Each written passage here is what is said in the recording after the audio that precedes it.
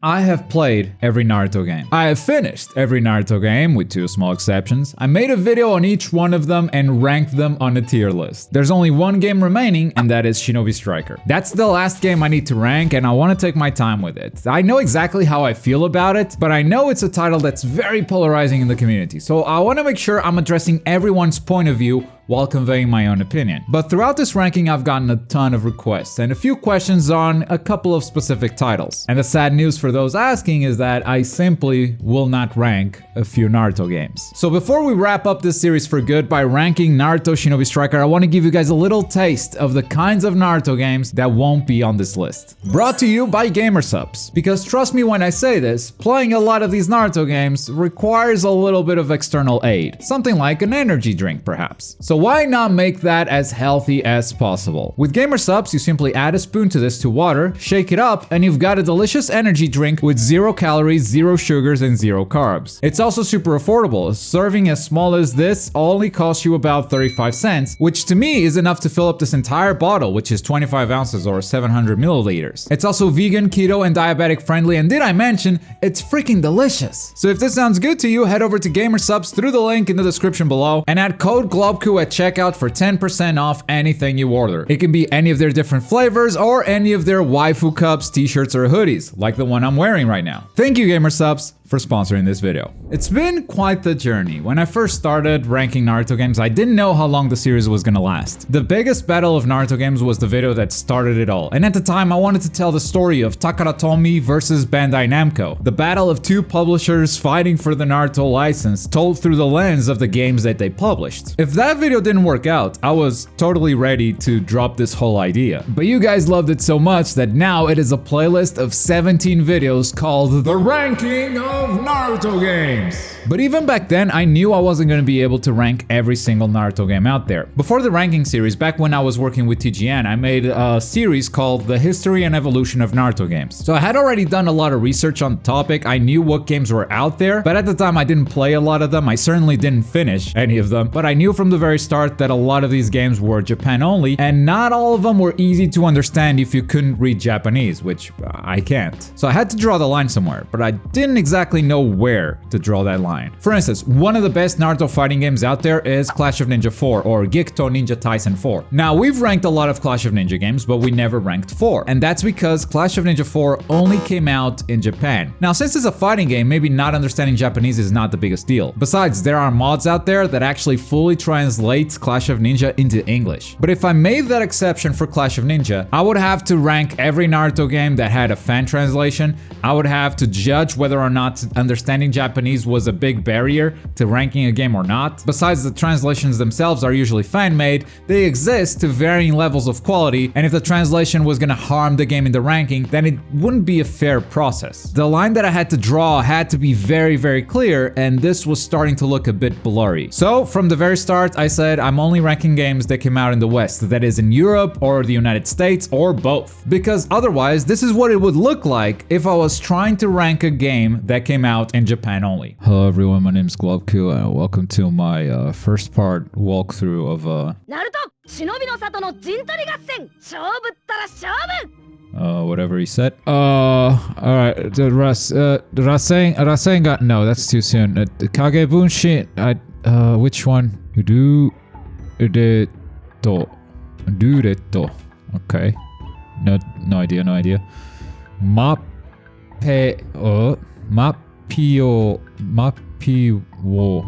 Mapiwo something, so map. Look at the map. He's got 6 balls. I got 1 ball. Oh. He got another ball? Oh.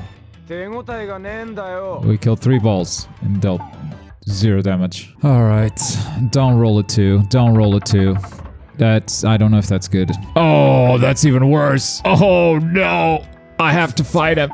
I think. I actually don't know how this works.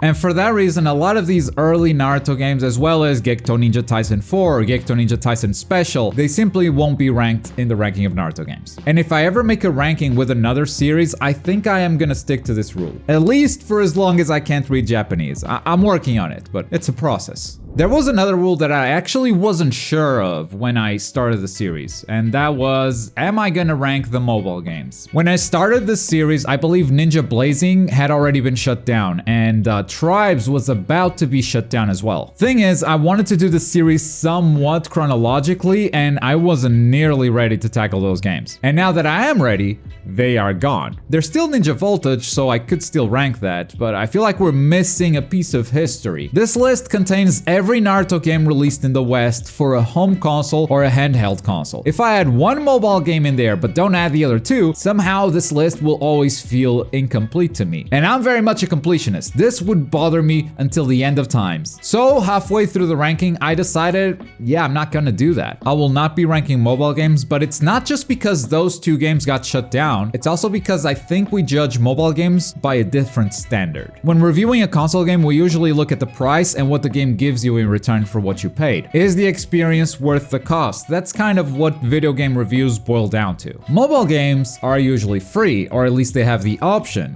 to be played for free. The cost of playing a mobile game becomes time. The time that you put in, is it worth spending time in this mobile game? You can also take things into account like how predatory are these games' mechanics, and how much does it respect the player. And the more I thought about it, the less sense it made to put these games in the ranking. Besides, I have a huge bias against mobile games. I know that's a terrible thing to say as a reviewer, but I need to be aware of my own biases so I can avoid putting them into videos. And I really hate this mobile crap. I would be bringing such a negative bias to each one of these games that maybe wouldn't represent their community super well. Not that that matters too much, I mean, this is my ranking at the end of the day, but if I can't understand what the appeal behind a game such as this is, then maybe I don't feel qualified for reviewing it. And comparing these mobile games to anything else on this list just feels very wrong. You can argue that this list already has a bunch of stuff that isn't really easy to compare. For instance, how do you compare Rise of a Ninja, a tailored single-player action-adventure game, to Clash of Ninja Revolution 3, a game that has a story but its focus is on the combat system? There are two different genres, but even then you can look at what each game is doing and how much value there is to the experience. If you prefer one experience over the other, that's totally fine, but there is something palpable, something you can grab onto and make that comparison. With mobile games, I just didn't feel like that existed at all. And it's for this reason that I went outside of this rule to exclude yet another Naruto game, and that is Naruto Online. Technically, it did release in the West, and technically, it's not a mobile game. You can play it on PC through a browser. And I did. I sat down and started playing the game as if I was playing any other Naruto game that I was eventually going to rank. And I immediately realized that this is built exactly like a mobile game. All of those questions apply to this title. It's extremely hard to compare this game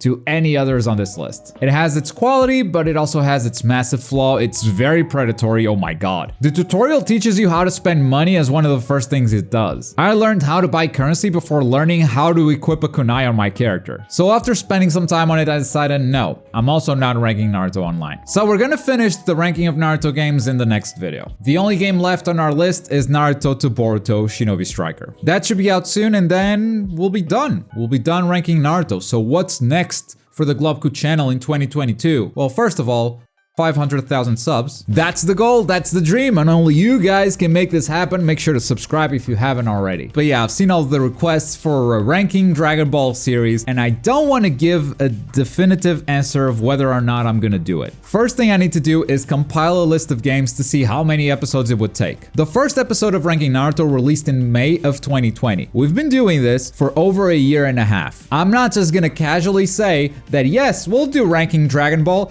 and then 2 years of my life are gone. Because like I said before, I sort of just jumped into the ranking of Naruto games. I didn't know how many episodes it was going to be. I didn't know how long it was going to take. I just kind of did it. For Dragon Ball, I want to calculate exactly what's going to happen, how it's going to happen. And once I make those plans, I'll finally decide whether or not I'll do it. But either way, before doing Dragon Ball or not, I want to do something else after ranking Naruto. I want to do something smaller that will take maybe 2 or 3 episodes, you know, just kind of take a break from the grind of old bad games, cash grabs, all that stuff. But those are the games I won't be ranking, and hopefully now you understand why. Don't forget your gamer subs through the link in the description below. Use code Globku at checkout for 10% off. And as always, thank you very much for watching. My name's Globku, and I'll see you next time.